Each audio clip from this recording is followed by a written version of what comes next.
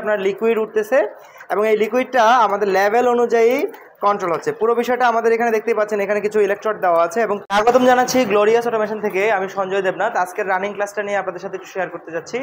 আজকে প্রোগ্রামটা হচ্ছে যে PLC based liquid level controlling. বিষয়টা দেখার জন্য আমরা একটা ডেমো তো রেডি করেছি। এখানে দেখা যাচ্ছে একটা ট্রান্সপারেন্ট জার আছে।